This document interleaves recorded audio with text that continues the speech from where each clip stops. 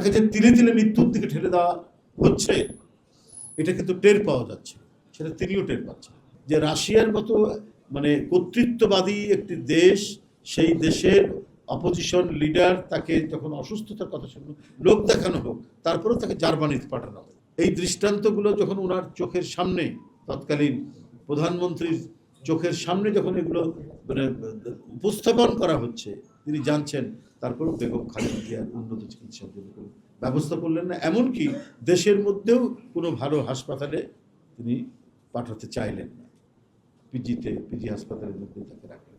এবং সেখানেও অবাধে যে চিকিৎসকগুলো ভালো চিকিৎসক, উন্নত মানের চিকিৎসক, তাদেরকে সেখানে যেতে দেওয়া হয়নি।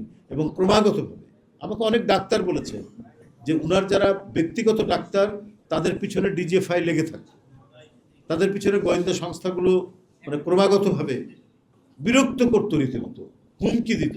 এই পরিস্থিতির মধ্যে তিনি থেকেছেন, অন্য কোনো অবস্থাতেই নয়। এই পরিস্থিতিগুলো করেছেন দেশের মানুষের জন্য, দেশের জন্য। এত বেশি আত্মসংযম তার মধ্যে ছিল, স্থৈর্য, ধৈর্য চরমভাবে তিনি আয়ত্ত করেছিলেন।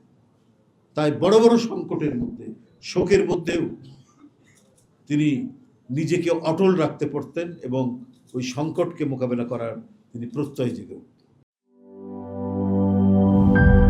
গ্লিটারের টুইন লেমন ও অ্যান্টিব্যাকটেরিয়াল ফর্মুলা বাসনকে চকচকে জীবাণুমুক্ত করে আমাদের দেয় গ্লিটার গ্যারান্টি।